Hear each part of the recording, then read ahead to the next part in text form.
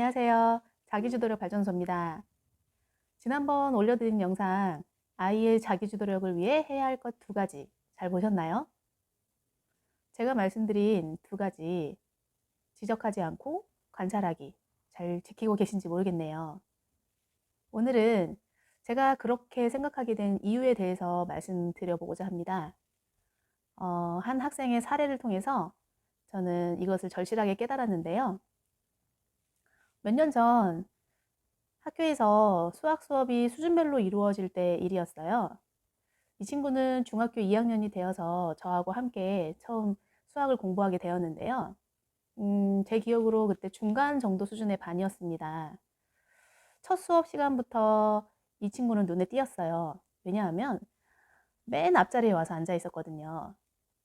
보통 아이들이 이동 수업을 하게 되면 자리가 정해져 있는 것이 아니기 때문에 맨 뒤부터 와서 앉거든요. 그런데 이 친구는 자기 단짝 친구까지 데리고 와서 교탁 맨 앞에 앉아가지고 수업을 기다리고 있었어요. 저는 너무나 감사하고 예뻐서 이 친구를 굉장히 관심 있게 지켜봤습니다. 그런데 이 친구에게는 굉장히 큰 단점이 있었어요. 수업 전까지는 굉장히 저를 기쁘게 해주다가 수업이 시작되는 순간 친구하고 떠들기 시작했습니다. 저는 처음에 무슨 급한 사정이 있겠거니 생각했어요. 왜냐하면 매 시간 맨 앞자리에 와서 공부를 열심히 하겠다는 태도로 앉아 있었는데 막상 수업이 시작되면 친구하고 떠드는 모습을 보니 뭔가 맞지 않잖아요. 앞뒤가 맞지 않아서 굉장히 좀 급한 일이 있나 보다 이렇게 생각을 했거든요. 그런데 이 친구는 시간이 지나도 계속 그렇게 행동을 수정하지 않더라고요. 하루는 이 친구를 불렀습니다. 2가지를 물어봤어요. 수업 시간에 왜 자꾸 친구하고 떠드는지, 그리고 그럼에도 불구하고 맨 앞자리에 와서 앉아있는 이유는 무엇인지요. 이 친구는 이 2가지 질문에 대해서 답변을 하기 시작했습니다. 자기는 수학을 잘하고 싶고 수학 점수도 많이 올리고 싶어서 수업 시간에 맨 앞자리에 와서 앉는다면서요. 그런데 맨 앞자리에 앉고 나서 수업이 정작 시작되면 내용이 너무 어렵고 따분해져서 친구의 이야기에 귀를 기울일 수밖에 없다고요. 자기 몸이 따라주지 않는다면서 굉장히 좀 답답해하는 모습을 좀 보였습니다. 이런 친구들은 많이 있죠. 잘하고 싶지만 몸이 잘 따라주지 않는 경우죠. 아무튼 그런데도 이 친구는 꿋꿋하게 1년 내내 앞자리를 고수했습니다. 심지어 수업은 잘 듣지 않으면서도요. 그래서 제가 가끔 불러서 야단도 치고 달래도 보고 했거든요. 이제 공부를 시작해야 되지 않겠느냐. 네가 맨날 마음 먹고 있는 것을 이제는 실천을 해봐야 되지 않겠느냐 하면서 설득을 했습니다. 처음에는 네네 하면서 대답을 잘 하다가 어느 순간부터는 복도에서 저를 마주치면 좀 피하더라고요. 아마 미안했던 것 같습니다. 제가 계속 불러서 말을 하니까요. 그러다가 1년이 지나고 3학년이 되었어요. 불행인지 행운인지 모르겠지만 이 친구는 다시 저와 만나게 되었고요. 한 단계 더 낮아진 그룹에서 이제 수업을 받기 시작했는데, 그런데 3학년이 되고 나니 조금 달라지더라고요.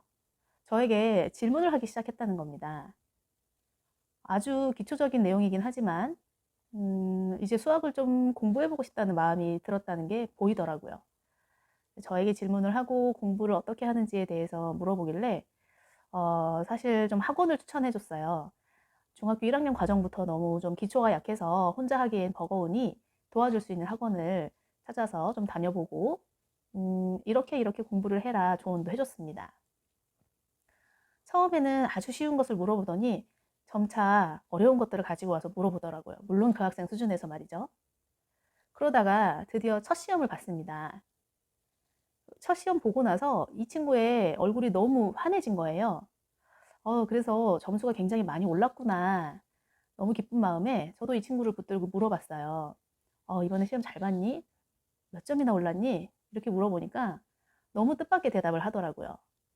점수가 2학년과 변함이 없다면서요. 하나도 오르지 않았다고 하더라고요. 그래서 저는 물었죠. 그런데 왜 이렇게 기쁘니? 표정이 왜 이렇게 좋니? 이렇게 물어보니까, 아, 이번에는 문제를 다 풀었다는 겁니다. 그러니까 2학년까지는 다 찍어서 30점을 맞았다면 이번에는 다 풀어서 30점을 맞았다는 거예요. 굉장히 좀 고무적인 일이었습니다. 수학 문제를 손을 댔다는 것은 정말 큰 희망이 생겼다는 거거든요.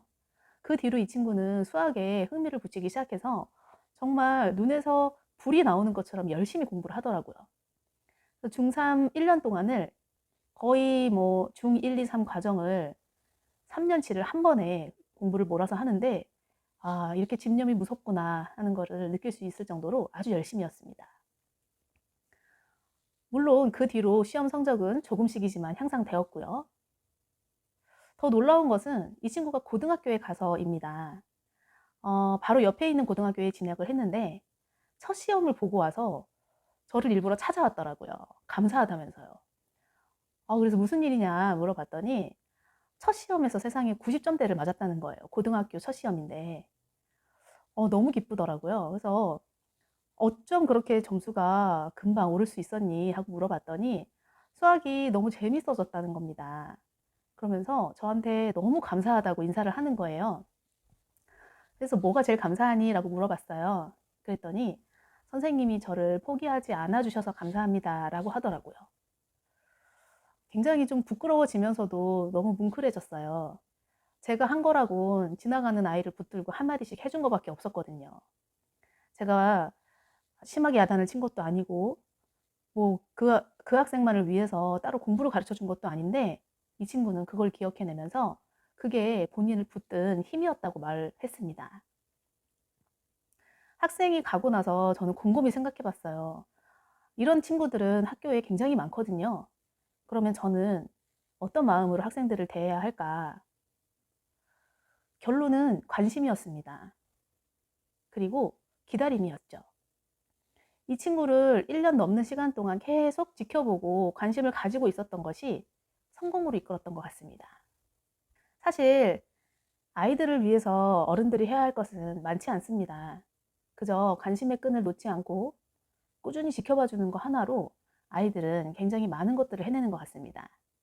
그래서 저는 아이의 자기 주도력을 위해서 가장 필요한 것은 인내심이라고 말씀드렸습니다. 오늘 이야기 재밌으셨나요? 저는 굉장히 감동받은 사례였는데요. 앞으로도 잊지 않기 위해서 노력합니다. 지금 당장은 수업 시간에 집중하지 못하고 친구하고 떠들고 있는 아이일지라도 관심의 끈을 놓지만 않으면 언젠가 공부가 하고 싶어질 때가 오거든요. 그때를 기다리면서 여러분들도 아이들을 인내심을 갖고 지켜봐 주시길 바랍니다. 감사합니다.